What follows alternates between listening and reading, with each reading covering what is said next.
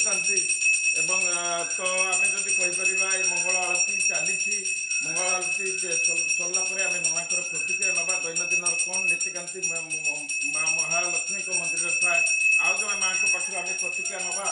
ତ ମାଉସୀ ଆପଣ ମନ୍ଦିର ଆସୁଛନ୍ତି, ଆମେ ଦେଖୁଥିଲେ ତ ଆପଣ ଆସିକି ଜଗନ୍ନାଥ ମନ୍ଦିର ଚାରିପାର୍ଶ୍ୱରେ ମାନେ ଝାଡ଼ୁ ମାରୁଥିଲେ ଏବଂ ଆସିକି ସଫାସୁତୁରା କରୁଥିଲେ। କ'ଣ ଆପଣଙ୍କ ଦୈନନ୍ଦିନର ମାନେ କାମ ଆସିକି କରିଥାନ୍ତି? କ'ଣ ପୁଣ୍ୟ ମିଳିଥାଏ ଆପଣଙ୍କୁ ଏସବୁ ମନ୍ଦିର କାମ କଲେ?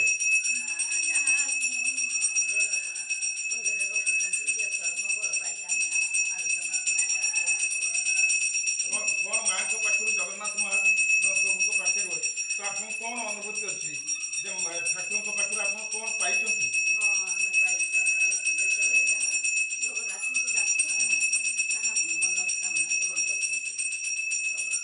କାଲି ତ ନବଯୌବନ ଦର୍ଶନ ଅଛି ଠାକୁରଙ୍କର।